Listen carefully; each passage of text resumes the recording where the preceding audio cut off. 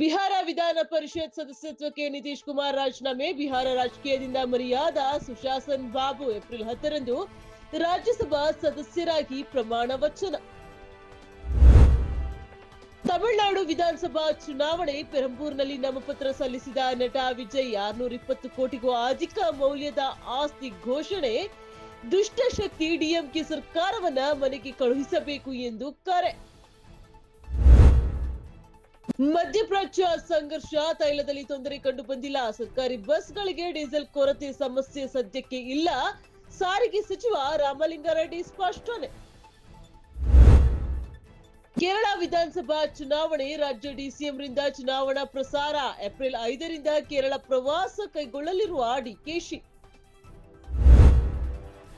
ದಾವಣಗೆರೆ ಉಪಚುನಾವಣೆ. ಈ ಬಾರಿ ದಾವಣಗೆರೆ ನಮ್ದೇ, ಬದಲಾಯಿಸಿ ನೋಡಿ, ಬದಲಾವಣೆ ಆಗುತ್ತೆ.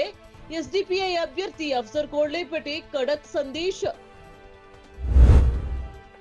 ದಾವಣಗೆರೆ ದಕ್ಷಿಣ ಮತ್ತು ಬಾಗಲಕೋಟೆ ಉಪಚುನಾವಣೆ. ಕಾಂಗ್ರೆಸ್ ಬಿಜೆಪಿ ನಾಯಕರ ಭರ್ಜರಿ ಪ್ರಚಾರ. ಉಮೇಶ್ ಮೇಟಿ ಪರವಾಗಿ ಸಿಎಂ ಸಿದ್ದರಾಮಯ್ಯ, ವೀರಪ್ಪ ಚರಂತಿಮಠ ಪರವಾಗಿ ವಿಜೇಂದ್ರ ಅಬ್ಬರದ ಪ್ರಚಾರ.